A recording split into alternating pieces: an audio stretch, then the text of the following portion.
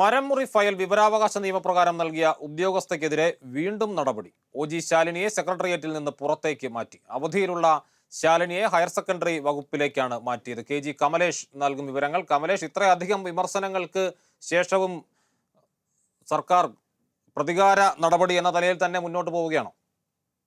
അബ്ദുൾ, ശാലിനിക്കെതിരായ നടപടി തീരുന്നില്ല.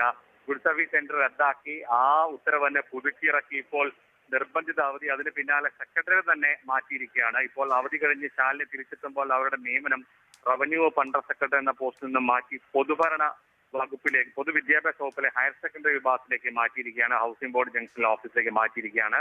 നേരത്തെ തന്നെ മരമുറി ഫയൽ പുറത്തു വന്നപ്പോൾ തന്നെ റവന്യൂ വകുപ്പിലെ ചില ഉദ്യോഗസ്ഥരെ സ്ഥലം മാറ്റിയിരുന്നു. അന്ന് തന്നെ ശാലിനിയെ മാറ്റുമെന്നുള്ള സൂചനയുണ്ടായിരുന്നു. പക്ഷേ അവരന്ന് അവധിയിൽ പോയ സാഹചര്യത്തിലാണ് അവരുടെ സ്ഥലം മാറ്റം തീരുമാനം എടുക്കാതെ പോയത്. ഇപ്പോൾ എത്ര വിവാദം ഉണ്ടായിട്ടും അവർക്കെതിരെ നടപടി തുടരുന്നു എന്നുള്ളത് തന്നെയാണ് ഈ ഒരു സ്ഥലം മാറ്റത്തിന്റെയും ഉത്തരവ് കാണിക്കുന്നത്.